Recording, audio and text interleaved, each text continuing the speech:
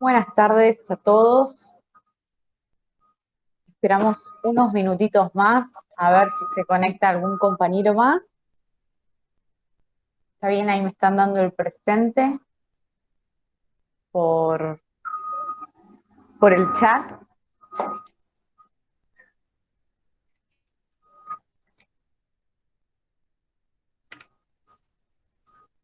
Bien. Buenas tardes. Buenas tardes a todos. Bien. Bueno, la clase pasada me dijo el doctor Peña que vieron pronto pago laboral. A ver, esperamos.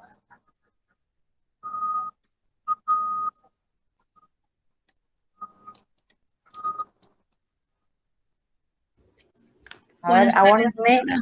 Buenas tardes. Aguárdenme ¿Qué un tal? minuto.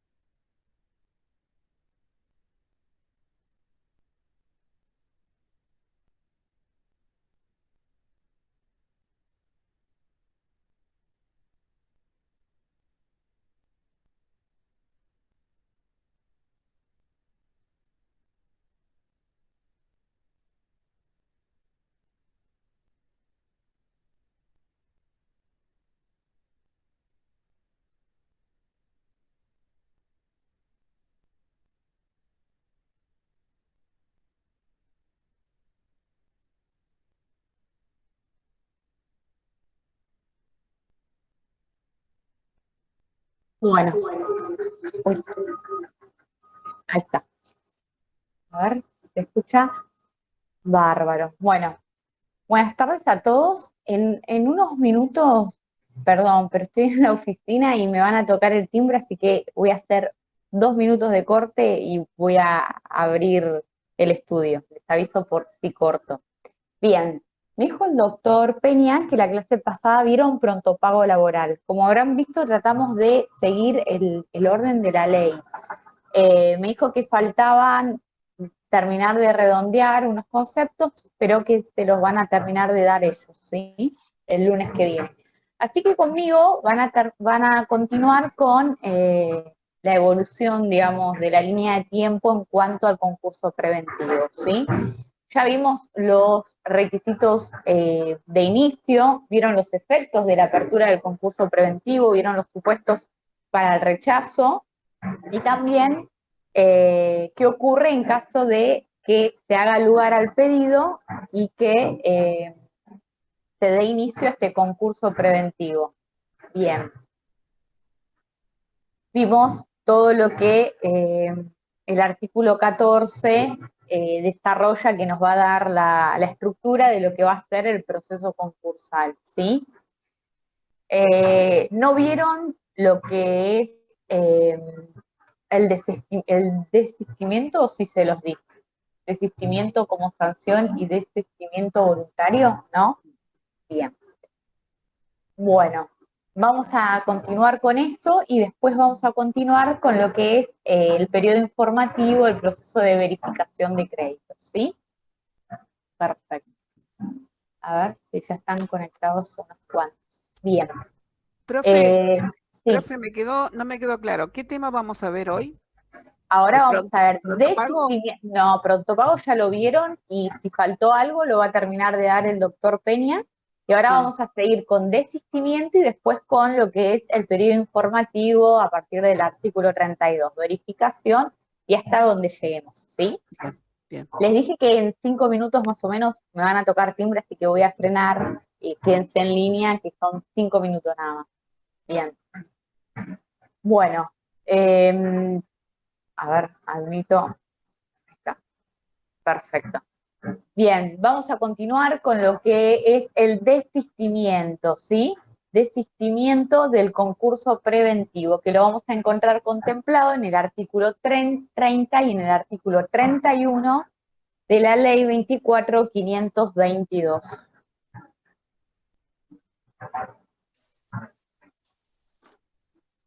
¿Sí?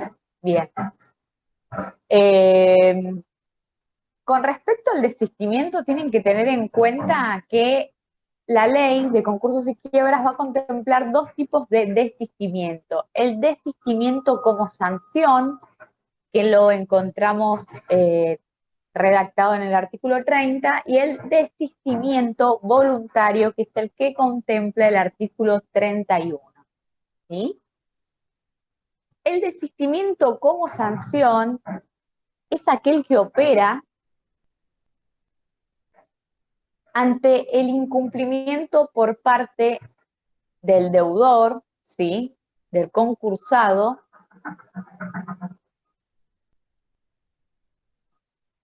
ya sea a realizar el depósito por gastos de correspondencia en el plazo de 3 días,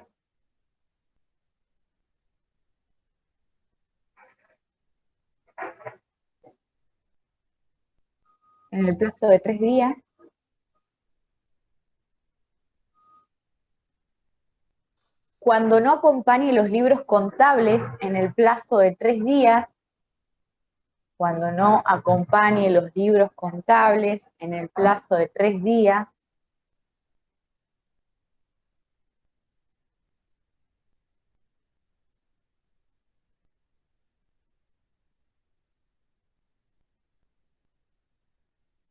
o cuando no acredite la publicación de edictos en el plazo de 5 días.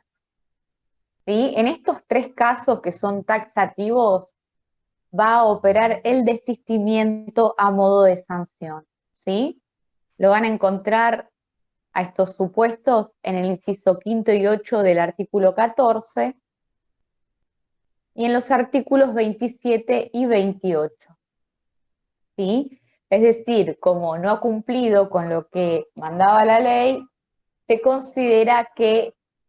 lo considera desistido del proceso, pero no de manera voluntaria, sino como sanción. Profe, una pregunta. Ahí es cuando se le abre la quiebra porque... No, Ah, ahí lo explico, no. A ver, hasta la instancia, hasta que no comience el periodo de exclusividad, todo incumplimiento no trae aparejada la quiebra indirecta. Una vez que comienza el periodo de exclusividad, que lo vamos a ver a partir de la semana que viene, todo incumplimiento, si ya sea voluntario o porque realmente no ha podido dar cumplimiento, eh, trae aparejada la quiebra indirecta. A ver, me hacían una pregunta y me preguntan, ¿qué otro artículo? Dije, incisos quinto y octavo del artículo 14 y artículos 27 y 28. El artículo 27 y 28 habla de la publicación de los edictos, ¿sí? Y el quinto, y los incisos quinto y octavo del 14 hacen referencia a los gastos de correspondencia y a acompañar los libros contables, ¿sí? Ante disculpe el que insista, secretario. profe, pero si usted me Sí, dice resulta la quiebra indirecta, sí. No es en esta etapa. tiene, claro, él tiene otra posibilidad de presentar los libros y presentar todo lo que no hizo. No, no, no. A ver, ¿qué estoy queriendo decir con esto? Si el concursado no cumple en esta etapa, ¿sí? Por ejemplo, no acompaña los libros, no publica los edictos o no realiza el depósito de gastos por correspondencia, el efecto de ese incumplimiento va a ser que se lo considera desistido del proceso. Esto no trae aparejada la quiebra como traería más adelante, ¿sí? En la etapa del periodo de exclusividad. Pero se considera que ya no quiere seguir en el proceso, entonces no puede seguir con el concurso preventivo porque no cumplió con los requisitos. ¿Cuál es el efecto de este incumplimiento? Es el desistimiento como sanción. ¿Qué trae aparejado el desistimiento como sanción? Que el concursado no va a poder pedir la tramitación de un nuevo concurso dentro del año siempre que le pidan la quiebra, ¿sí? Vuelvo a repetir, rechazada, desistida o no ratificada una petición de concurso preventivo, rechazada, desistida o no ratificada una petición de concurso preventivo, todas las que se presenten dentro del año posterior no van a ser admitidas si existen pedidos de quiebra pendiente. A ver, ¿qué quiero decir con esto?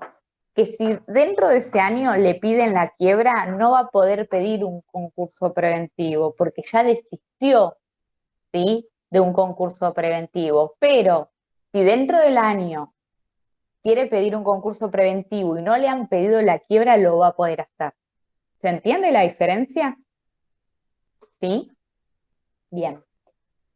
Bueno, todos entendieron, ¿no? El desistimiento como sanción, ¿sí? Que se dan estos tres casos de manera taxativa, y es que es el efecto ante el incumplimiento a lo que pide la ley. Bien, vamos a ver entonces el segundo supuesto, que es el desistimiento voluntario, que lo vamos a encontrar contemplado a partir del artículo 31, en el artículo 31, ¿sí?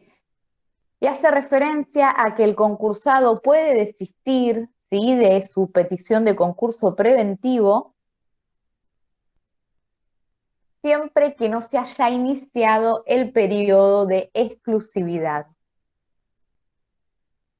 ¿sí? O sea que el deudor que pidió su concurso preventivo puede arrepentirse de haber iniciado un concurso, sí. Puede desistir del proceso, sí. La única condición es que no haya comenzado el periodo de exclusividad, ¿sí? Una vez que comienza el periodo de exclusividad, no va a tener oportunidad de arrepentirse y toda inacción, ¿sí?, va a traer aparejada la quiebra indirecta. Bien, pero para poder desistir va a tener que tener en cuenta lo siguiente: eh, si se publicaron edictos o si no se han publicado edictos. Si no se publicó, si no se realizó la primera publicación de edictos, va a poder desistir sin la conformidad de ninguno de los acreedores, ¿sí? Presenta el desistimiento y puede abandonar el proceso sin las conformidades. Pero luego de la publicación de edictos, para que pueda operar el desistimiento, va a requerir de las conformidades de los acreedores,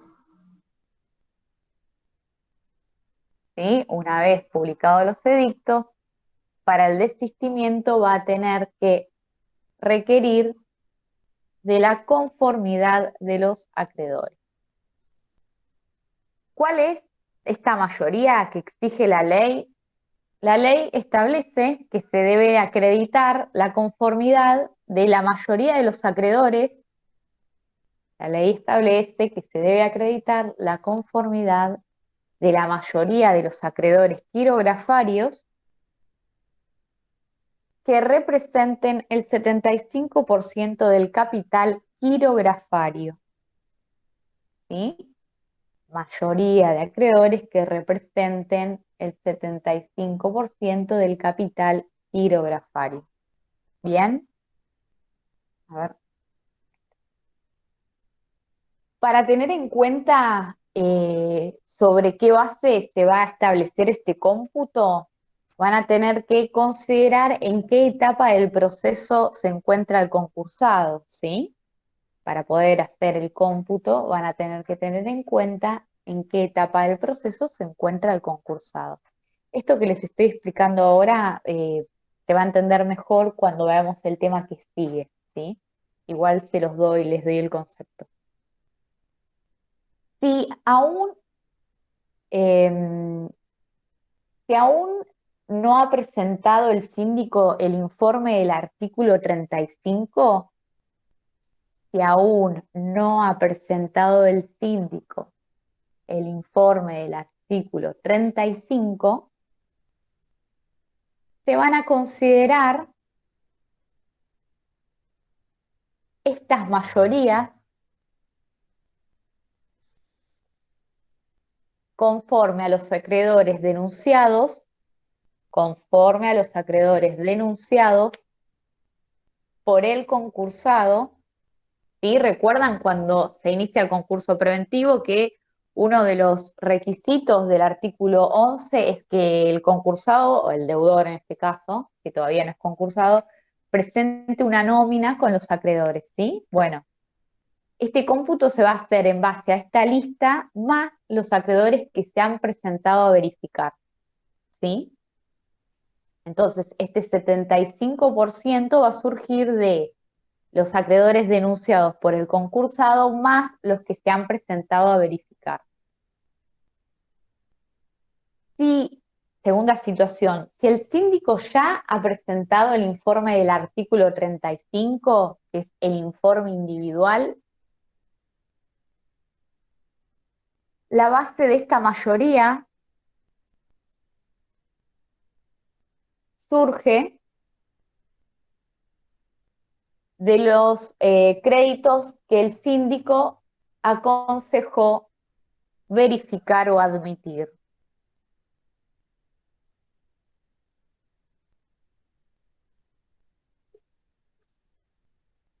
¿Sí? Bien.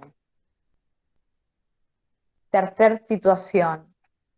Si el desistimiento es pedido luego de la resolución del artículo 36, si el desistimiento es pedido luego de la resolución del artículo 36, las mayorías se van a calcular en base a los créditos declarados verificados o admitidos por el juez. Perdón, doctora, ¿qué artículo está leyendo? ¿Está pasando?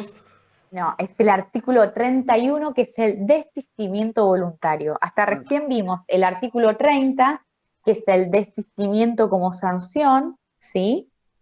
Y ahora Sí, sí, estamos viendo el artículo 31, que es el desistimiento voluntario. Cuando un perfecto. concursado que pidió el proceso quiere abandonar el proceso, ¿sí? Sí, sí, Dijimos está a bien. manera de, ¿sí? Dijimos a manera de repaso, a ver si quedó claro, que este desistimiento se va a poder pedir siempre y cuando no haya comenzado el periodo de exclusividad, ¿sí? Que luego del periodo de exclusividad todo abandono o todo incumplimiento por parte del concursado trae aparejada la quiebra indirecta, ¿sí? No así antes de el periodo de exclusividad, que el incumplimiento, que son estas tres situaciones que mencionamos con el artículo 30, el efecto va a ser el desistimiento como sanción y no la quiebra indirecta, ¿sí? Dijimos que para el pedido de este desistimiento voluntario tenemos que tener en cuenta en qué etapa del proceso se encuentra este deudor. Dijimos que si aún no se han publicado edictos, con la sola manifestación basta, no hace falta la conformidad de ningún acreedor, pero si se han publicado los edictos, también vamos a tener que rever en qué etapa del proceso se encuentra y vamos a tener en cuenta si se presentó el informe del artículo 35 por parte del síndico, que es el informe individual. Si no se presentó esta mayoría que se exige, que es mayoría que represente el 75% del capital girografario, se va a calcular sobre los acreedores denunciados en la lista acompañada por el deudor, más los que se presentaron a verificar. Si ya se encuentra presentado este informe individual del artículo 35, el cálculo es en base a los acreedores que el síndico aconseja declarar verificados o admisibles sus créditos, ¿sí? Pero si el juez ya resolvió, que es la resolución del artículo 36, este cálculo se va a realizar sobre la base de lo resuelto por el juez, es decir, aquellos créditos que declaró verificados o admitidos, ¿sí? ¿Qué es lo que vamos a ver ahora a continuación? Bien. esto es el desistimiento. ¿Hasta acá tienen alguna duda? ¿No? Quedó claro que en toda la etapa de inicio del concurso preventivo va a ser el momento hasta el cual el deudor se va a poder arrepentir y abandonar el proceso. Pero una vez que se pasa la etapa del periodo de exclusividad, ya no existe esta figura de desistimiento voluntario, ¿sí? Bien. Profe, no me queda Sí, claro. ¿La quiebra indirecta es porque la piden los acreedores? no, la quiebra indirecta depende en realidad.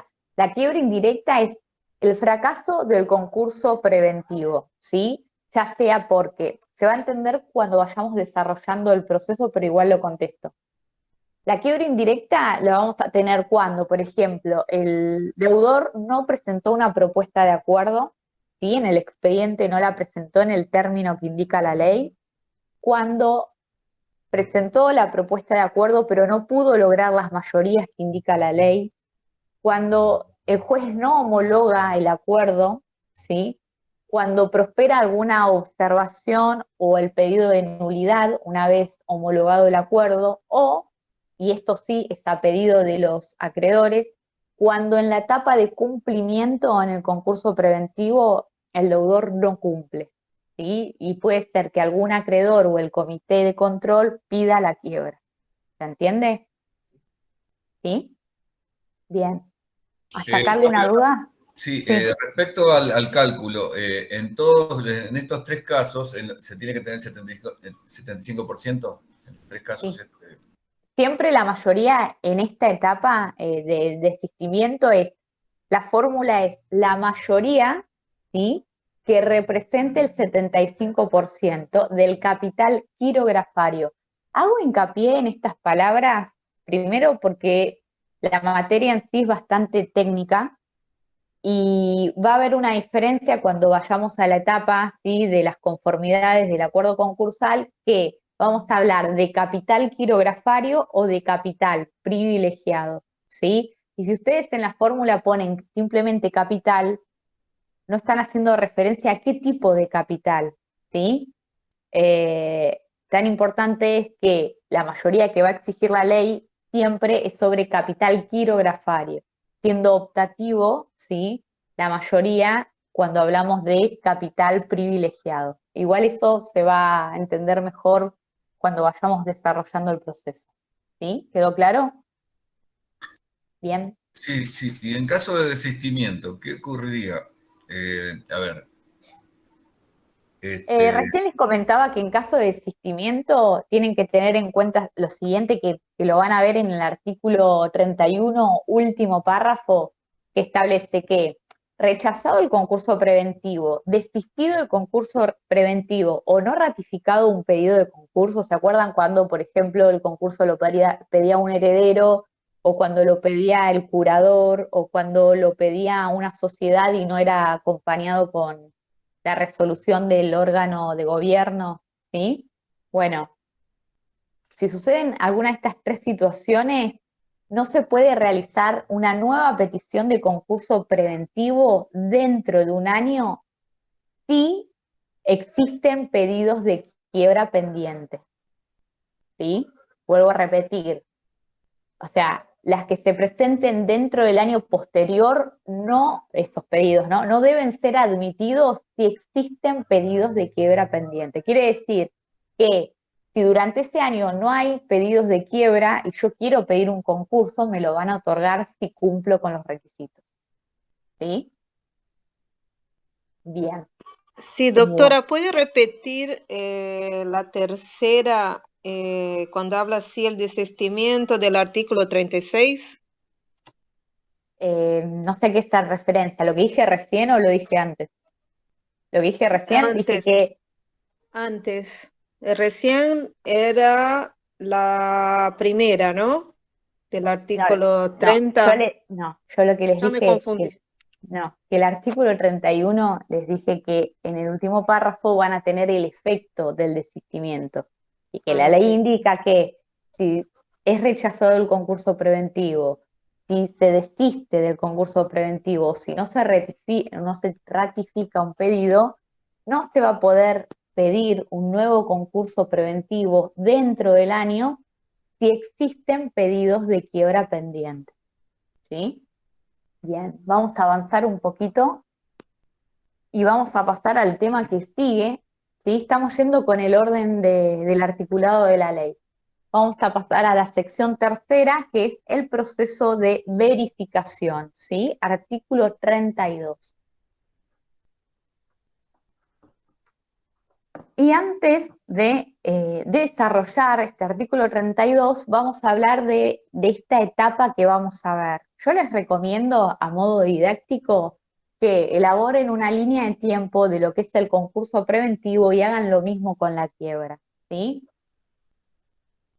A partir del artículo 32 y a partir de esta etapa, vamos a ver lo que se denomina periodo informativo, ¿sí? Este periodo, o en este periodo, se busca que el síndico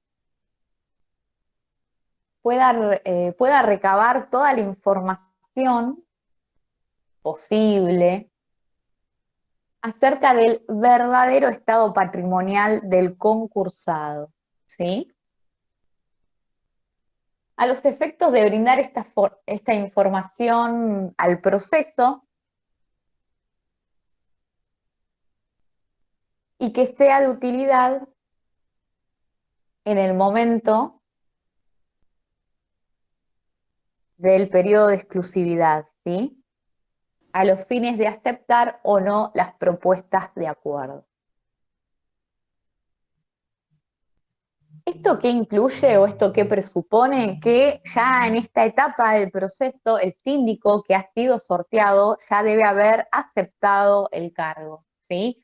Ustedes recuerdan cuando vimos la resolución del artículo 14, en uno de sus incisos indicaba u ordenaba, mejor dicho, el sorteo del síndico, ¿sí? Dijimos que el síndico se iba a sortear de una nómina, el sorteo lo hace la Cámara, ¿sí? Se lo notifica al síndico y este tiene que aceptar su cargo, ¿sí? Y una vez que acepta su cargo va a tener que dar cumplimiento, entre otras cuestiones. Ustedes recuerdan cuando vimos el artículo 14 que el síndico debía expedirse acerca de determinadas cuestiones laborales, como por ejemplo, si el concursado tenía otros créditos laborales, si debía otros conceptos en materia laboral, si ya sea eh, conceptos de asignaciones familiares, aportes, sueldos, ¿sí? Y demás. En esta etapa va a presentar dos informes que son sumamente importantes. El primero es el informe individual, que lo van a encontrar en el artículo 35, y el segundo informe que vamos a encontrar es el informe general, que está en el artículo 39, ¿sí? Esto les estoy haciendo un resumen antes de que desarrollemos lo que es el proceso de verificación. También va a ser él quien reciba las solicitudes de verificación de crédito, y algo que quiero hacer hincapié es un auxiliar de la justicia. El síndico no decide nada, simplemente va a brindar su opinión fundada, ¿sí? Acerca, por ejemplo, de la procedencia o no de los créditos, de los privilegios que se invocan, acerca de el estado patrimonial de este deudor, ¿sí? Si existen, por ejemplo, actos que pueden ser susceptibles de ser revocados. Ustedes recuerdan cuando vieron los efectos del concurso preventivo. Ustedes saben que todos los actos a título gratuito, ¿sí? Son actos que están prohibidos, ¿sí?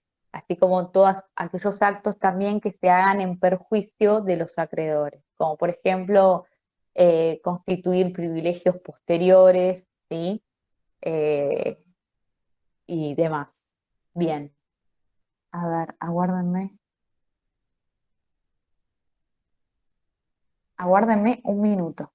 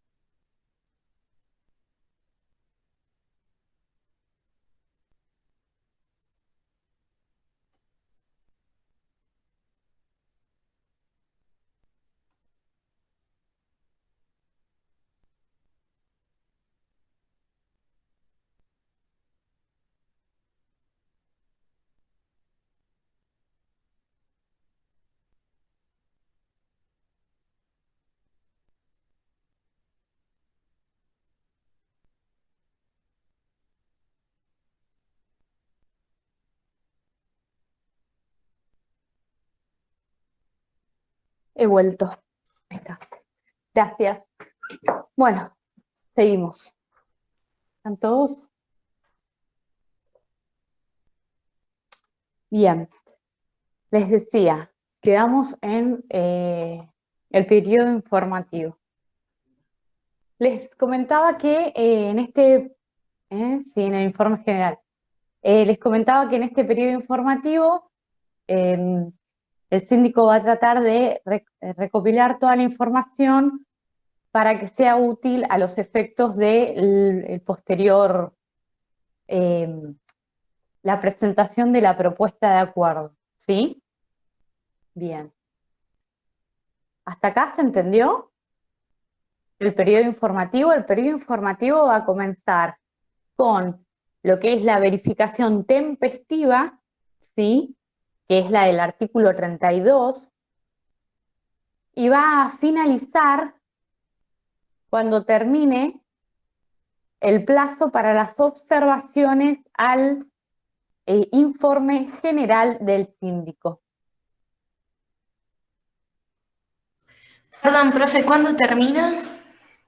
Cuando vence el plazo para las observaciones al informe general del síndico, ¿sí? O sea, todo ese término va a comprender lo que es el periodo informativo en el concurso preventivo. ¿Bien? O sea que lo van a tener, no les quiero decir que es hasta el artículo 40, porque en realidad cuando lleguemos a esa etapa van a ver que la ley explica algo que va antes. Pero bueno, entre el artículo 32 y el artículo 40. El artículo 40 tiene este plazo para las observaciones al informe general. ¿Sí? Bien. Vamos a comenzar entonces con lo que es la verificación tempestiva. En el proceso concursal, bueno, en la quiebra después vamos a ver que también, vamos a tener lo que es la verificación tempestiva y la verificación tardía.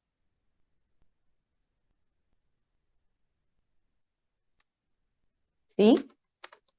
Bien. La verificación tempestiva es aquella que se realiza dentro del tiempo previsto por el juez en la resolución del artículo 14.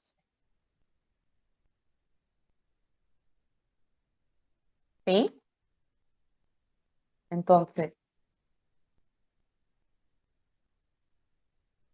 la verificación tempestiva es la que se realiza dentro del periodo indicado por el juez en el artículo 14. Ustedes recuerdan que cuando el juez dicta este auto de apertura del concurso preventivo, en uno de los incisos va a hacer referencia a la fecha en la cual todos los acreedores que se consideren con derecho al cobro tienen que presentarse a verificar sus créditos, ¿sí? Va a poner un plazo. Toda aquella verificación que ocurra fuera de ese plazo va a ser una verificación tardía y ya no va a ser dentro del proceso, sino que se va a realizar de manera incidental. ¿Sí? Una de las diferencias de que se realice de manera incidental va a ser que el incidentista va a cargar con las costas de esta incidencia, ¿sí? Salvo que pruebe que no es el responsable de esa incidencia, ¿sí? Por ejemplo, que verificó tardíamente porque estaba tramitando un proceso laboral. Bien. El artículo 32 va a versar sobre la solicitud de verificación de créditos, ¿sí? Y nos va a dar cuáles son los requisitos que tiene que cumplir aquel acreedor que quiera verificar su crédito. Hago un paréntesis en esto. Una vez que comienza un concurso o una quiebra, toda aquella persona física o jurídica que quiera cobrar un crédito tiene que presentarse en el concurso preventivo, ¿sí? Queda claro eso. No es que se tiene que presentar en el concurso, salvo que sea algún juicio de los que se encuentran excluidos por la ley concursal, ¿sí? Una expropiación, ¿sí? Juicios en materia de familia y demás. Los juicios laborales que tienen la opción de optar por la otra vía. Bueno, el artículo 32 establece que todos los acreedores de causa o título, todos los acreedores de causa o título anterior a la presentación en concurso preventivo, tienen que presentarse en el domicilio constituido del síndico para solicitar la verificación de su crédito. Para solicitar la verificación de su crédito.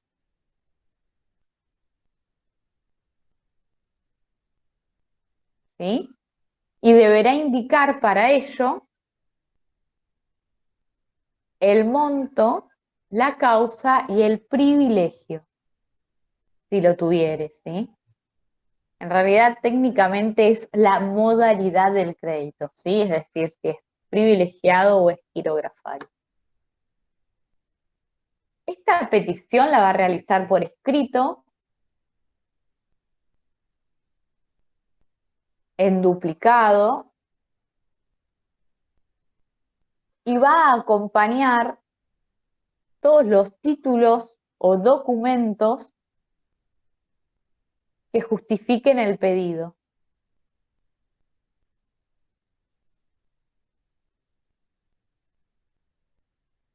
Obviamente va a constituir domicilio dentro del radio del juzgado. Y ahora, obviamente, también va a constituir domicilio electrónico, ¿sí? Estos títulos justificativos o estos documentos que respaldan el pedido no es que se van a acompañar, sino que simplemente, esto igual era antes, cuando todo era presencial, simplemente se exhiben ante el síndico da fe de que las copias que se acompañan son fieles a sus originales y se le devuelve al acreedor, ¿sí? Obviamente que si en alguna etapa del proceso el juez requiere de los originales, los va a tener que acompañar, pero en esta etapa no hace falta que los acompañe, simplemente los va a exhibir ante el síndico, ¿sí? Bien. El pedido de verificación de crédito va a tener el mismo efecto que la presentación de una demanda, ¿sí? Es decir, que va a interrumpir la prescripción y va a impedir la caducidad del derecho y de la instancia. Bien, ¿quedó claro? Entonces, todos aquellos acreedores que tengan causa o título anterior a la presentación del concurso preventivo y quieran cobrar, se van a tener que presentar ante el síndico y solicitar su verificación. ¿Cuándo? Se van a tener que presentar dentro del plazo que fija el juez en el auto de apertura, es decir, en la resolución del artículo 14. ¿En dónde se van a tener que presentar? Se van a tener que presentar en el domicilio del síndico, no en el juzgado, en el domicilio del síndico, ¿sí? Por eso muchos dicen que en realidad esta es una verificación administrativa, mientras que si lo hacemos de manera tardía es una verificación judicial, ¿sí? Lo van a leer en alguno de los manuales a eso. Con relación a esta presentación, una vez que nosotros presentamos esta solicitud de verificación, va a tener los mismos efectos que la presentación de una demanda, es decir, interrumpe la prescripción e impide la caducidad del derecho y de la instancia, ¿sí? ¿Cuáles son los requisitos que va a tener que cumplir cualquier acreedor que quiera verificar? Primero, presentarlo por escrito. Segundo, que en este escrito debe expresarse el monto que se reclama, ¿sí? La causa que invoca, es decir, por qué tiene este crédito. Y esto toma fundamental relevancia cuando hablamos de títulos de crédito, ¿sí? Nosotros en la segunda etapa de la materia, antiguamente con el plan viejo, dábamos primeros títulos de crédito y después dábamos concursos y quiebras. Entonces esta parte quizás se entendía mejor.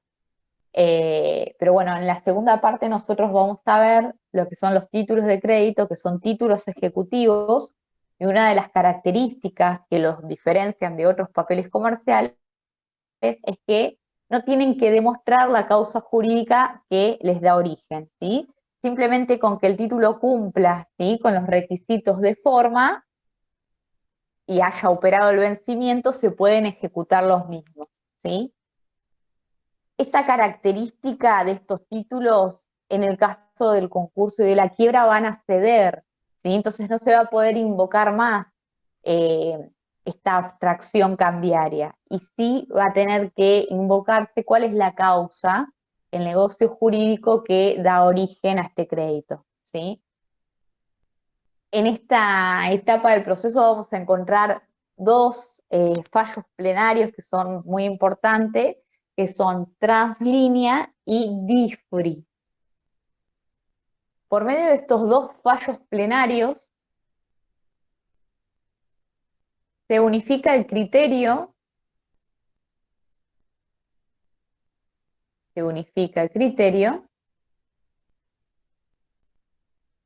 de que todo aquel acreedor que quiera verificar su crédito tiene que invocar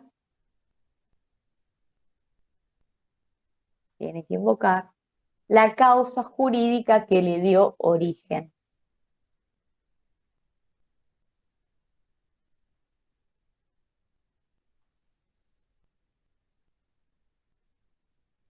Bien. Con respecto a la práctica, quería comentarles lo siguiente. Ustedes recuerdan que yo les comenté cuando iniciamos un concurso preventivo, obviamente lo vamos a hacer por medio de la demanda, que uno de los puntos, a diferencia quizás de otras demandas, va a ser dar cumplimiento con lo que establece el artículo 11, ¿sí? Y les comenté que en esta nómina de acreedores que nosotros vamos a hacer, vamos a acompañar por cada acreedor que estamos denunciando un legajo o una carpetita, ¿sí? Manifestando el monto, la modalidad del crédito y acompañando la documentación que respalda, que nosotros tenemos, que respalda la existencia de este acreedor, ¿sí? Ahora vuelvo a repetir los fallos. Bueno, en esta etapa, que es la etapa de verificación de créditos, el síndico va a recibir estas solicitudes de verificación y estas solicitudes las va a agregar a estas carpetas, ¿sí? A estas carpetitas que son legajos. Y si se llegan a presentar otros acreedores que no estaban denunciados por el concursado, va a tener que armarle un legajo, ¿sí? Y en este legajo van a estar las solicitudes de verificación y las copias de la documentación que respaldan este pedido, ¿sí?, de verificación. Sí, ahí lo repito. Los fallos son DIFRI y Translínea. Se los voy a subir al campus virtual para que lo tengan, ¿sí? Vamos a ver si armamos un trabajito con esto, porque les va a servir para la segunda parte. Bien, o sea que en la práctica, por cada solicitud de verificación va a haber un legajo, ¿sí? Ya sea con los denunciados precedentemente por el concursado o con las posteriores pedidos de verificación. Bien, ¿hasta acá se entiende? ¿Sí? Bien. Por cada solicitud de verificación de crédito, Profe, una pregunta. sí, A ver, si yo no entendí mal. ¿La verificación la hace el síndico y la presenta al juez o el no, juez hace es otra así. verificación? No, es así. El pedido de verificación lo va a hacer el acreedor que quiera cobrar, ¿sí? Si yo tengo un crédito contra el concursado y quiero cobrar, me tengo que presentar en el proceso. ¿Cómo me voy a presentar? Por medio de esta verificación de crédito, ¿sí? Yo tengo que decir, por ejemplo, me llamo fulano de tal, con quit o con DNI tanto, y tengo que decir el crédito que invoco, ¿sí? Y acompañado, por ejemplo, que tengo un cheque sin cobrar porque yo era proveedor de mercadería y contar toda la historia, ¿sí? Que respalda mi pedido y la documentación, ¿sí? Esto lo voy a presentar ante el síndico. ¿Qué va a hacer el síndico? Lo va a recibir, va a firmar y sellar la copia, que se va a quedar el acreedor y se va a quedar con el original y una copia, ¿sí? Y las copias de la documentación original. No se queda con la documentación original. Y se va a fijar, si ya existe un legajo, porque el concursado acompañó un legajo, va a agregar esa solicitud al legajo. Si no existe un legajo porque el concursado no lo denunció como acreedor, él le va a crear el legajo y va a poner esa solicitud en esa carpeta, ¿sí? Esto es lo que estamos viendo hasta ahora. Ahora vamos a ver cómo sigue la evolución de esta verificación de crédito. ¿Está bien? ¿Ahí se entendió? Doctora, una pregunta. Sí. ¿Cómo es esto? Me quedé pensando porque digo, ¿cómo puede llegar a presentarse el acreedor? Porque hasta ese entonces todavía no hay un edicto, ¿no es Sí, cierto? ya está el edicto, ya se publicó. Ok. A ver, recuerden que yo les comenté con la resolución de apertura del concurso preventivo que les va a dar lo que sería la columna vertebral del proceso concursal, va a enumerar cuáles son las cosas que tiene que hacer el concursado, ¿sí? Y cuáles son las cosas que se tienen que hacer en el proceso. Por ejemplo, debe anotarse la apertura del concurso preventivo en los registros. Deben inscribirse las medidas cautelares que se traban contra el concursado. Debe ordenarse el sorteo del síndico. Deben publicarse los edictos. Deben hacerse el depósito por los gastos de correspondencia. Deben acompañarse los libros, ¿sí? De todas estas cosas que nosotros mencionamos, entre el resto que dijimos, como por ejemplo que se determinan cuáles son las fechas de presentación del informe individual y general, cuáles son las fechas para la verificación de créditos, dijimos que hay tres cosas que tiene que hacer el concursado, que son publicar los edictos, depositar los gastos de correspondencia y acompañar los libros. Recién vimos cuando comenzó la clase que si no hace alguna de estas tres cosas, el resultado es el desistimiento como sanción, ¿sí? Entonces, a esta altura del proceso, por eso insisto con que se hagan una línea de tiempo, a esta altura del proceso ya el síndico aceptó el cargo, ya se publicaron los edictos, ¿sí? Ya vencieron los edictos. Entonces, ustedes saben que el efecto de la publicación de los edictos es que es oponible frente a todos, ¿sí? Independientemente de que en el proceso, con esto que nosotros decimos el depósito para gastos de correspondencia, el síndico puede mandar carta privada con estos gastos, con este depósito que se le va a hacer, para notificar a los acreedores. Pero, y esto es fallo de cámara, ¿sí? La omisión de la notificación por correspondencia es subsanada con la publicación de edictos, así que no puede venir posteriormente un acreedor e invocar que no ha sido notificado, porque esto se subsana con los edictos que se publicaron, ¿sí? Y a esta instancia del juicio ya están publicados los edictos. ¿Se entendió eso? Sí, doctora, Bien. gracias. No, por favor. Bien. Estamos volvemos, artículo 32, en esta solicitud de verificación. Cada acreedor que quiere verificar su crédito va a tener que pagar un arancel, ¿sí? Al síndico se lo va a pagar.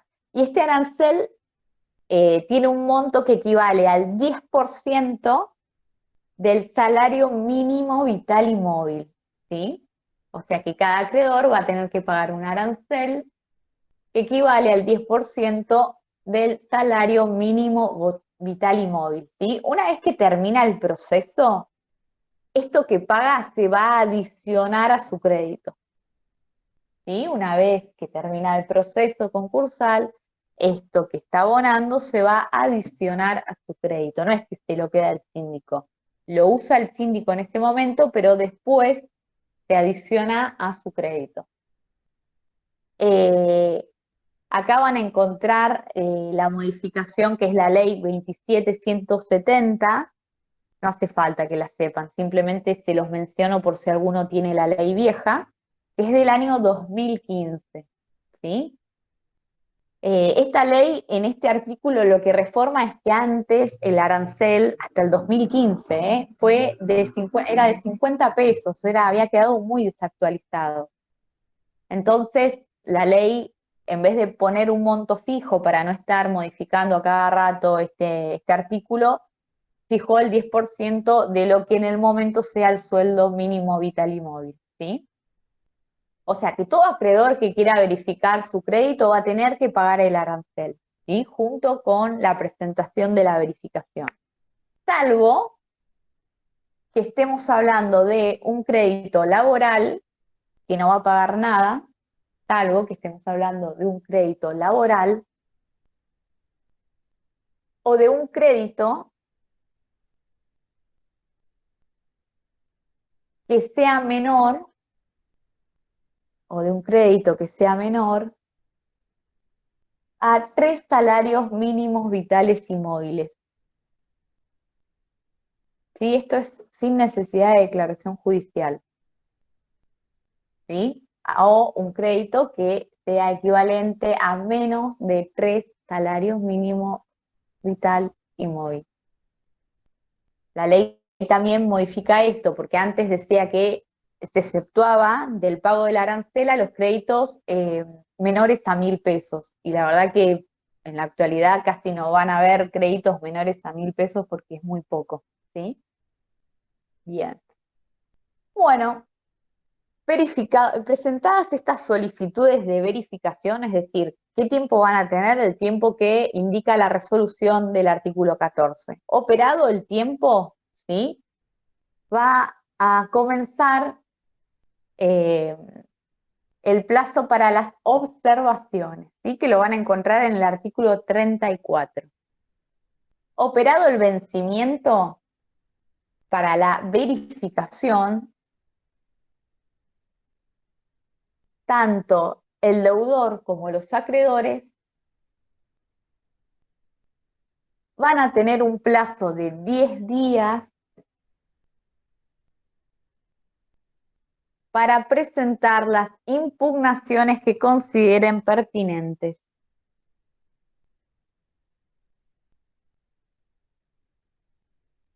¿Sí? Estas impugnaciones se van a presentar en original y en 2 copias. Obviamente, a ver, cuando nosotros igual ahora es todo virtual, pero les tengo que explicar el proceso físico. Cuando se presentaba un escrito de impugnación, una de las copias quedaba en manos del acreedor, ¿sí? Con la firma, la fecha y la hora de la presentación, ¿sí? Bien. Esta observación, puede ser una o pueden ser varias, se van a colocar en el legajo correspondiente, ¿sí? Es decir, que vamos a tener un legajo con la solicitud de verificación, con la documental y con la o las observaciones, ¿sí? Las impugnaciones. Quiero hacer hincapié en algo que siempre se equivocan cuando van al parcial. Impugnar puede impugnar tanto el deudor como cualquier acreedor.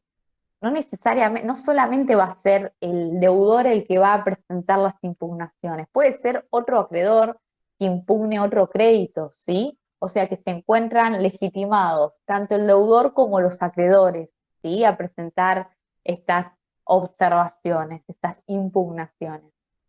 Y es importante esta etapa del proceso porque de alguna manera va a definir cuál va a ser la suerte de estas solicitudes, ¿sí? Porque vamos a ver cuando veamos ahora el artículo 36 que si un crédito es declarado, digamos, si se hace lugar a la petición de un crédito y si no recibió ninguna observación, ninguna impugnación, el juez lo va a declarar de una manera determinada, pero si hace lugar al pedido y este crédito sí recibió observaciones, lo va a tener que declarar de otra manera. Y los efectos van a ser distintos, ¿sí? Uno hace cosa juzgada y el otro es pasible de revisión, ¿sí? Con lo cual dilata el tiempo. ¿Bien? ¿Qué quiero decir con esto? Que ustedes como abogados del concursado deberían poder impugnar todas las solicitudes de verificación, porque esto les habilita una instancia más de revisión, ¿sí? Bien. También muchas veces la utilidad de un concurso preventivo es que algunas deudas que quizás sean de prestamistas, que se van a instrumentar quizás por medio de un pagaré o de un cheque, cuando nosotros vamos al juicio ejecutivo, salvo que exista un vicio de forma, no va a caer, ¿sí? Y en cambio, en el concurso preventivo o en la quiebra, estos títulos ejecutivos, se abre esta instancia de revisión, esta instancia de revisar la causa, el negocio jurídico que les dio origen, entonces quizás puedan hacer caer el crédito o el monto o el privilegio. ¿Se entiende? Bien. Bien, les decía artículo 34. Bien. Una vez que vence este término de 10 días para las observaciones, el síndico va a tener un plazo de 48 horas para remitir al juzgado las copias de las impugnaciones, ¿sí? Ustedes van a leer en la ley que las copias se remiten a un legajo, ¿sí? Que es el del artículo 279, ¿sí? Pero bueno, lo que tienen que tener en cuenta es que operado el término para las observaciones, el síndico tiene un plazo de 48 horas para remitir las copias de las observaciones al juzgado, ¿sí? Hasta acá quedó claro cómo es la presentación de la solicitud de verificación de crédito, cuál es el plazo para las observaciones, quiénes pueden observar, ¿sí? ¿Cuál es el efecto de la observación? ¿Bien? Bueno. Este era el artículo 34. Vamos a ver ahora, avanzando en esta línea de tiempo, lo que es el Doctora, informe. Sí. una consulta. El síndico cuando recibe las impugnaciones, ya sea del concursado o de otros acreedores, que tiene 48 horas para remitirla al juez las copias, ¿las hace simplemente remitiendo la impugnación o tiene que hacer alguna observación sobre la impugnación realizada? No, muy buena pregunta. Simplemente remite las copias. ¿Por qué? Porque él ahora, en la oportunidad del artículo 35 que vamos a ver, él va a hacer un informe, ¿sí? Pero lo va a presentar en la fecha que el juez indicó en el auto de apertura, ¿sí? Ustedes si se remiten al artículo 14 van a ver que uno de los incisos dice que el juez va a establecer cuál es la fecha de presentación del informe individual y del informe general. Este informe que va a emitir luego de que vence el plazo para observar los créditos va a ser el informe individual, que es el informe del artículo 35, que es el primero que va a presentar en el concurso, ¿sí? En esta etapa, digamos, como informe importante. Bien. Bueno, dijimos que el síndico va a presentar este informe individual, ¿en qué oportunidad? En la oportunidad que establece el artículo 14, ¿sí? En las fechas que fija el juez para la presentación. Sin perjuicio de esto que estoy diciendo, obviamente puede ser que el síndico, dependiendo de de la causa, del volumen de la causa, puede pedir, por ejemplo, prórroga para la presentación de este informe, ¿sí? Bien. En este informe el síndico va a dar su opinión fundada acerca de la procedencia o no de estas solicitudes de verificación de crédito y de los privilegios que se pudieran invocar, ¿sí? O sea que en esta oportunidad el síndico va a revisar los legajos de estas solicitudes y va a opinar acerca de si para él aconseja la verificación o no de ese crédito y de su privilegio, ¿sí? Van a ver que en el artículo 35 se establece que el plazo para la presentación tiene que estar aproximadamente a 20 días de haber vencido los edictos, ¿sí? Bien. ¿Qué va a consignar en este informe? Va a indicar el nombre completo del acreedor, el domicilio real, el monto y la causa del crédito y las garantías que se invocan, por ejemplo, si este crédito está garantizado o no. Y también va a hacer una reseña de lo ocurrido en el periodo, ¿sí? Por ejemplo, si esta solicitud recibió observaciones y no, y va a hacer un resumen de esas observaciones. Y finalmente va a brindar la opinión acerca de la procedencia o no de ese crédito.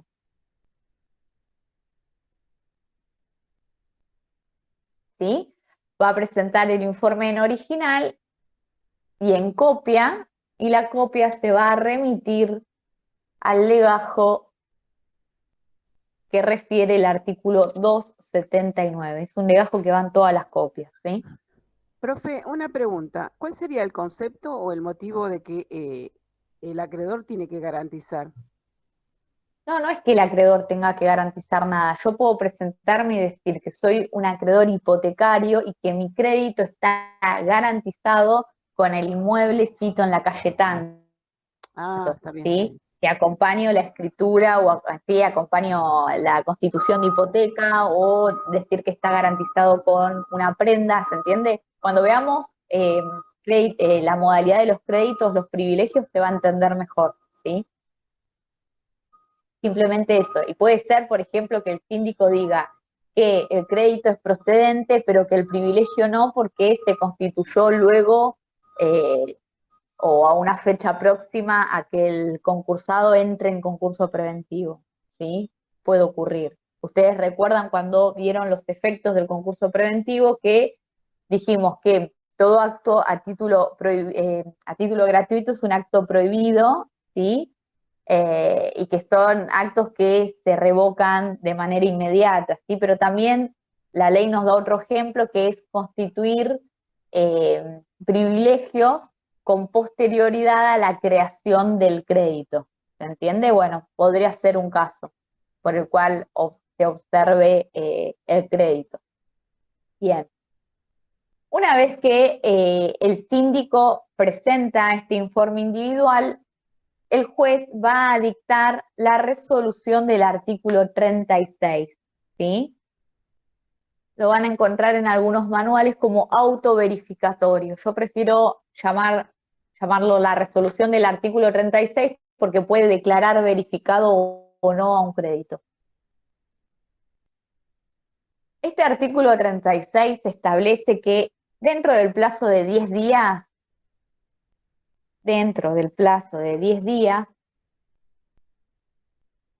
de presentado el informe individual del síndico,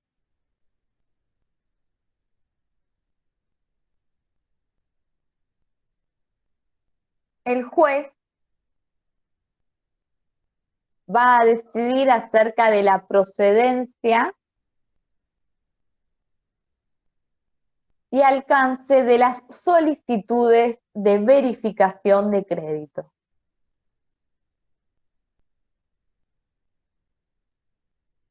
¿Sí? Y se va a expedir de la siguiente manera.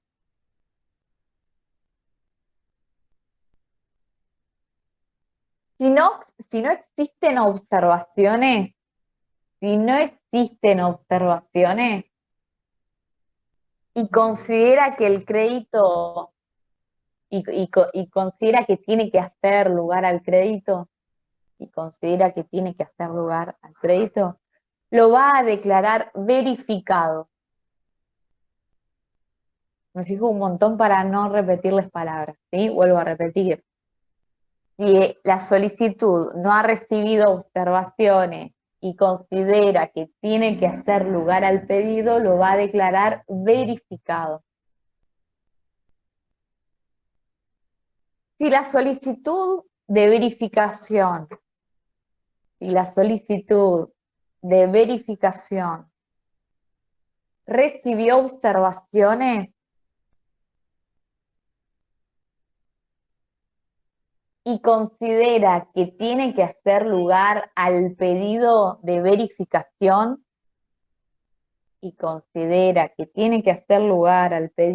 verificación,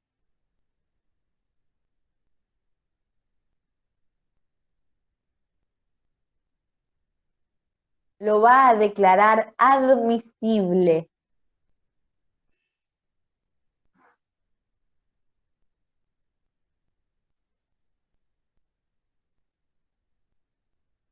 ¿Sí? Y por último, puede declarar inadmisible el crédito.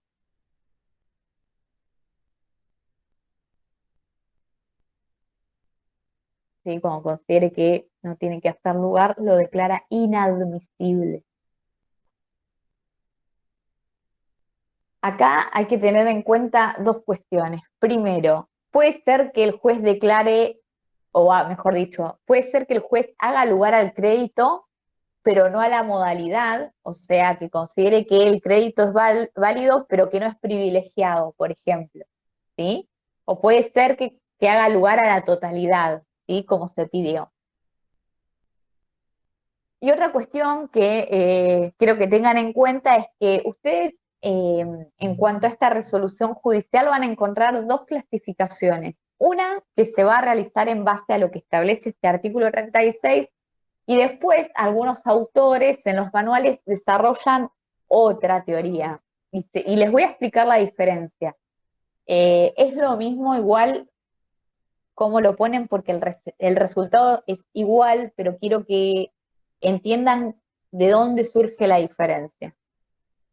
En la ley no va a ser una diferencia, en la ley no se hace una diferencia cuando el juez considera que no tiene que hacer lugar al pedido de solicitud de verificación porque se declara inadmisible, ¿sí? Pero van a encontrar otra corriente doctrinaria que lo va a clasificar de esta manera. Si el juez hace lugar al pedido y no recibió observaciones, el crédito es verificado, igual que en la ley, ¿sí? Si el juez considera que tiene que hacer lugar al pedido, pero el crédito sí recibió observaciones, lo va a declarar admisible, igual que en la ley, ¿sí? Y acá viene la diferencia. Si el juez considera que no tiene que hacer lugar al pedido de verificación y el crédito no recibió observaciones, lo va a declarar no verificado. Y si el juez considera que no tiene que hacer lugar al pedido y esta solicitud sí recibió observaciones, lo va a declarar inadmisible, ¿sí? O sea que esta corriente parte de la premisa por sí o por no, teniendo en cuenta si esa solicitud recibió o no observaciones, ¿sí? En cambio, la ley va a hacer un razonamiento teniendo en cuenta si hace lugar o no al pedido y va a analizar si recibió observaciones después, no le interesa. ¿Se entiende la diferencia? A nosotros, con que nos pongan que el crédito está verificado o admitido o es inadmisible es suficiente. Yo se los explico teniendo en cuenta que quizás puedan estudiar de algún manual que les brinde esta clasificación, van a ir a la ley y no van a encontrar esta palabra de no verificado, ¿sí? Bien. ¿Les quedó claro, sí, que el juez va a declarar verificado, admisible o inadmisible un crédito? ¿Sí? Bien. Ahora Doctora, una vamos. consulta. Entonces, la palabra verificación y admisible vendrían a ser lo mismo, solo que, No, ahora vamos ¿no? a ver los efectos. No. Pero bien, hasta acá, ¿me siguen? ¿Sí? Bien. Ahora vamos a ver los efectos, ¿sí? El crédito que ha sido declarado verificado, el crédito que ha sido declarado verificado, hace cosa juzgada.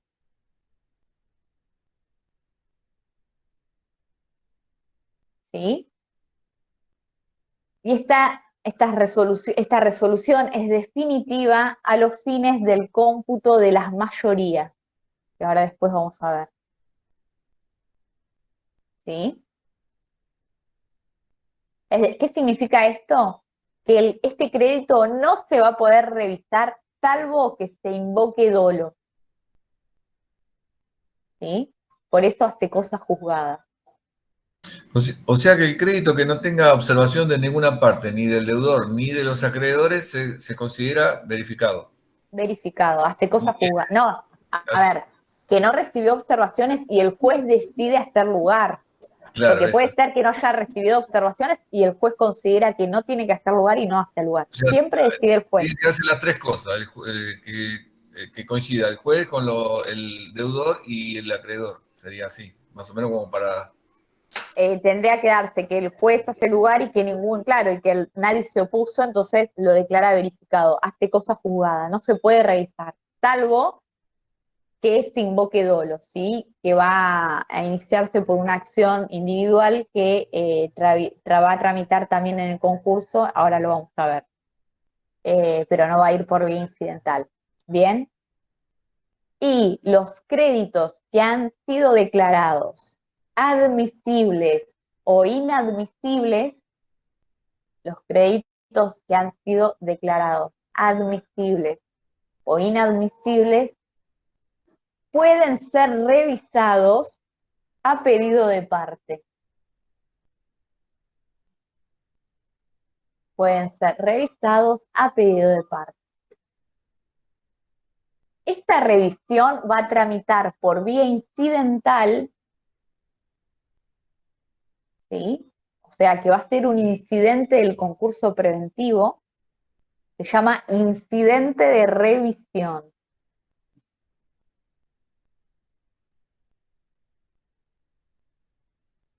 Y la misma debe interponerse,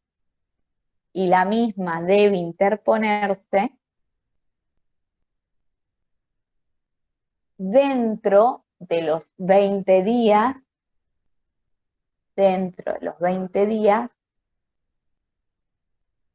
de la fecha de la resolución del artículo 36. Vuelvo a repetir, el crédito que ha sido declarado admisible o inadmisible puede ser revisado, ¿sí?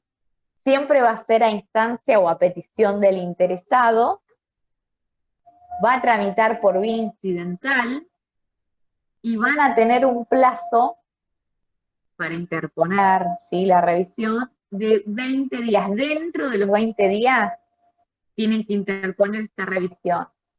¿Cómo se cuenta? ¿Cómo es el cómputo? Estos 20 días se cuentan desde la fecha de la resolución del artículo 36.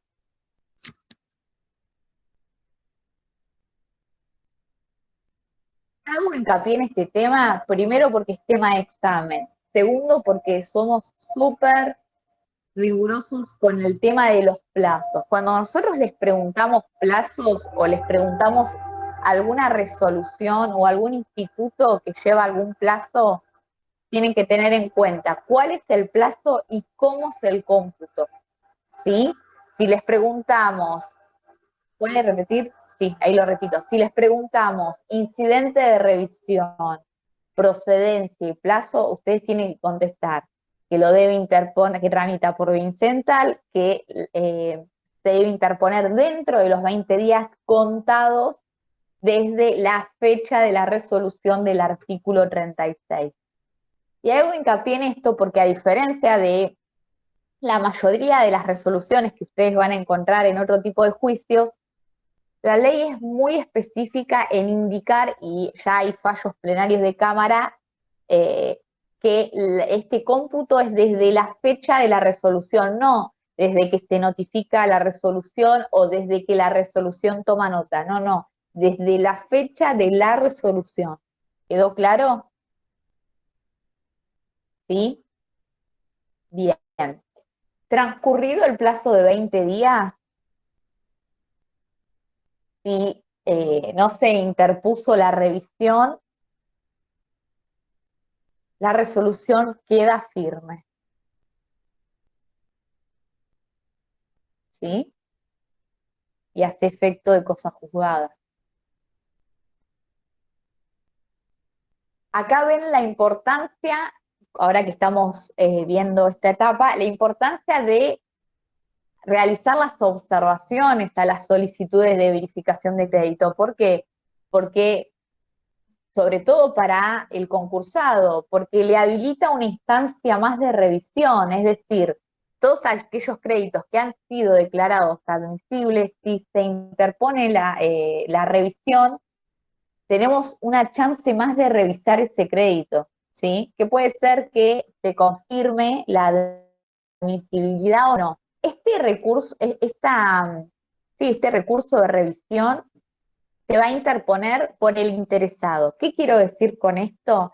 Que si el crédito se declaró admisible y soy el concursado, puedo iniciar el incidente de revisión para que lo declaren inadmisible, ¿sí? Pero si yo soy el acreedor y resolvieron la inadmisibilidad de mi crédito, puedo interponer la revisión para que lo declaren admisible. ¿Se entiende? Por eso dice a petición del interesado. ¿Qué significa? Que lo puede iniciar tanto el concursado como un acreedor, dependiendo obviamente de la situación, ¿se entiende?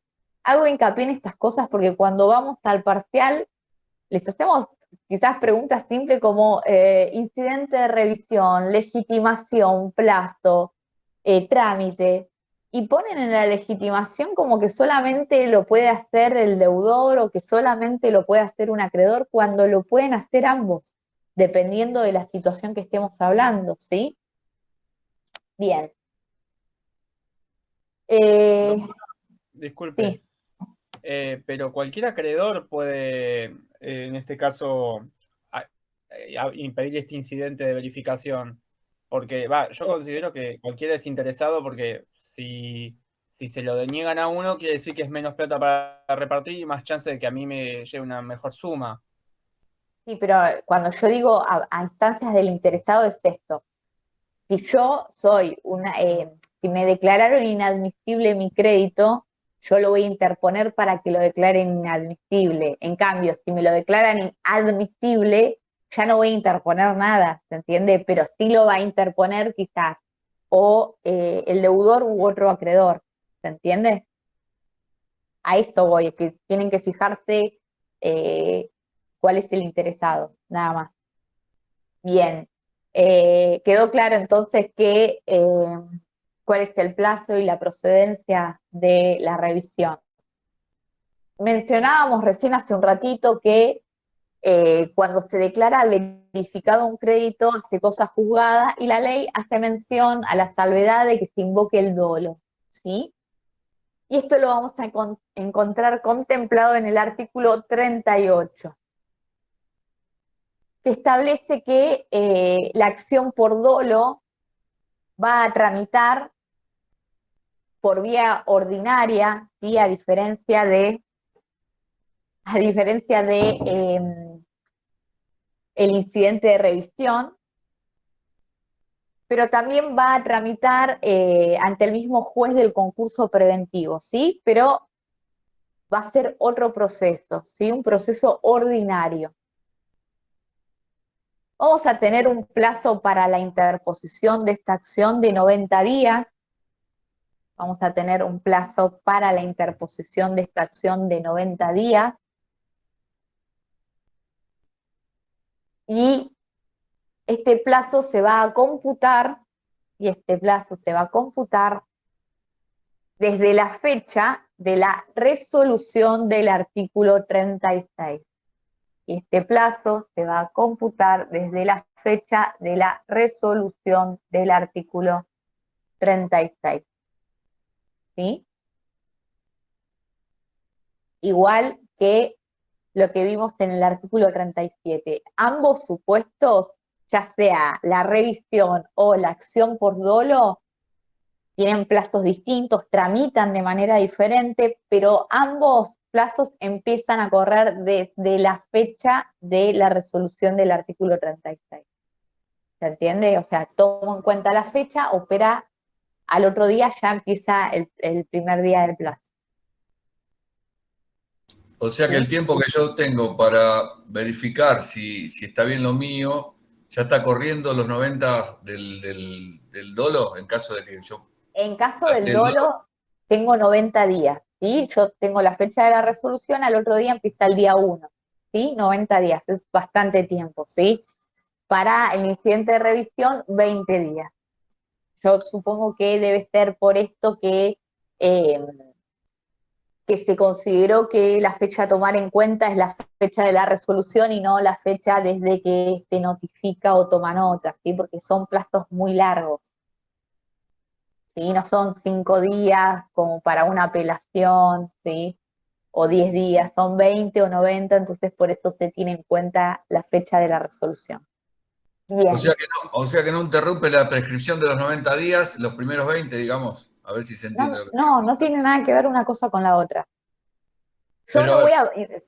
A ver, son dos supuestos distintos. El dolo se va a invocar cuando la resolución que se quiere atacar es la del crédito que se consideró verificado. Desde el que se declaró verificado el crédito son 90 días. En cambio, la revisión es la misma resolución la que va a contener todo, pero es para atacar los créditos declarados admisibles o inadmisibles. Nunca voy a tener la revisión y el dolo de una misma, de un mismo crédito, salvo, ¿sí?, que yo esté hablando, como dice el artículo 37, de los 20 días para una revisión e invoque el dolo. Por ejemplo, no sé, es muy difícil invocar el dolo cuando yo quiero pedir la revisión, ¿se entiende? Yo se los estoy viendo porque dice vencido el plazo, queda firme y produce los efectos de la cosa juzgada, salvo el dolo. Salvo que nosotros demostremos que hubo una acción dolosa por la cual se nos venció el plazo de los 20 días. ¿Se entiende? Son dos cosas distintas. Atacan dos cosas distintas. Bien. El tema del dolo en lo que es sede civil y comercial es muy difícil de probar porque no es como en sede penal. Es difícil probar el dolo, lo que es todo, la intencionalidad en lo que es civil y comercial, ¿sí? Puede darse que se pueda probar, pero es difícil de hacerlo. Bueno. Profe, una pregunta. Usted dice que para el dolo tiene 90 días y ya está verificado el crédito. Yo pregunto, si lo verificó el deudor, en este caso el concursado, lo verificó el síndico, el juez lo aprobó, ¿cuál sería el motivo?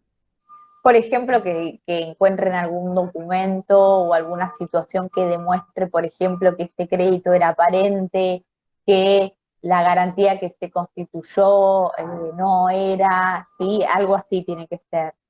Tienen que encontrar un hecho que demuestre que fue doloso. Por ejemplo, que es un crédito aparente y que el acreedor sabía de que el deudor estaba por concursar o estaba por quebrar, entonces celebró este crédito, este negocio, para poder meterse en el concurso y sacar dinero, ¿sí? Crédito aparente tiene que ser. Por eso el acreedor tiene que ser un conocido, yo tengo que poder probar la existencia de que ese tercero sabía de la situación económica del concursado y que a sabiendas hicieron esto para aprovecharse del resto de los acreedores. Ustedes tienen que Como tener en fraude. cuenta, Como que claro, un fuera fraude. Claro, ustedes tienen que tener en cuenta lo siguiente. El patrimonio del deudor es la garantía común de todos los acreedores. Más, esto es un principio del derecho civil, pero toma mayor valor en lo que es un concurso preventivo y una quiebra. ¿Por qué? Porque todos se van a cobrar de este patrimonio. Tienen que tener en cuenta que cuando sean acreedores quirografarios, todos van a ganar y van a perder en la misma proporción, pero van a tener otro grupo de acreedores que van a ser los privilegiados, que van a cobrar con preferencia porque tienen su crédito garantizado con un bien en particular o general, ¿sí?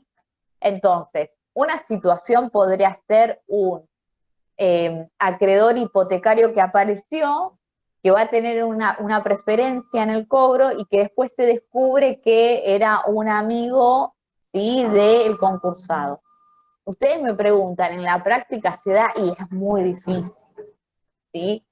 O sea, es muy difícil que yo pueda probar que esa persona sabía, ¿sí? La ley lo contempla. En el caso de que se dé y que se pueda probar, bueno, prosperará esta acción por dolo. ¿Se entiende? Bien. Creo que por hoy hemos visto un montón.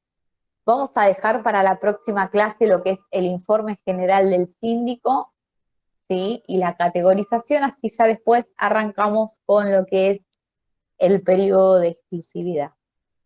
¿Tienen alguna duda hasta acá? Sí, doctora, yo tengo una duda. Dígame. Soy dura porque no logro entender la diferencia entre lo que le preguntaba. El crédito verificado está bien, es como que tiene curso, como que el juez lo aprueba y es tomado como un crédito cierto, ¿no es cierto? No, Pero no ¿qué es pasa? como, es tomado como un crédito cierto. No, a ver, el crédito verificado no es revisable. Hay una excepción que es el dolo, pero recién les mencioné todo lo que hay que hacer para ganar una acción por dolo. Primero que no tramita en el mismo proceso, con lo cual el proceso va a seguir y la acción va a ir por otro carril, ¿sí? Segundo, que yo tengo que meterme en el ámbito de la intencionalidad y probar eso en un proceso civil y comercial. Entonces, es muy difícil que esa resolución se revierta, ¿sí? Entonces, hace cosas juzgadas. El Claro, ya. resto, ahí se entiende, el resto, ya sea que esté declarado admisible o inadmisible, sí se puede revisar por vía incidental. Y es posible que se pueda revertir, porque yo acá no tengo que probar el dolo. ¿Se entiende? Claro, doctora, pero lo que a mí me confunde un poco es esta palabra que dice admisible, porque por lo general admisible para mí significa como que Se admite. estaría como verificado. Sí, Pero a pero eso ¿por qué se declara admisible y no verificado? ¿Por qué? es que no Porque distingo está la diferencia. observado. Porque está observado. Lo dije, lo repetí varias veces.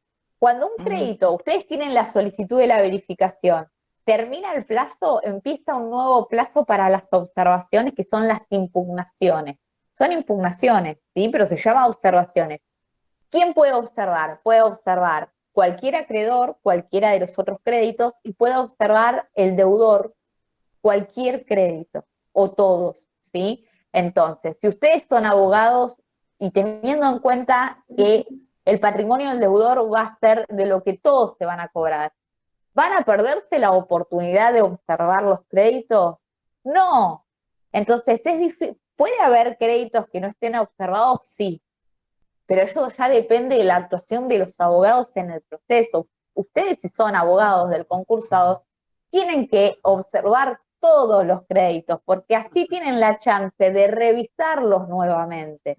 Entonces, el juez va a decidir lo que considere él pertinente, y la decisión va a ser si hace lugar o no al pedido, pero el resultado va a depender si él considera, bueno, tengo estos dos créditos, considero que tengo que hacer lugar al pedido. Bien, ahora, ¿qué me tengo que fijar? Me tengo que fijar si recibieron observaciones o no.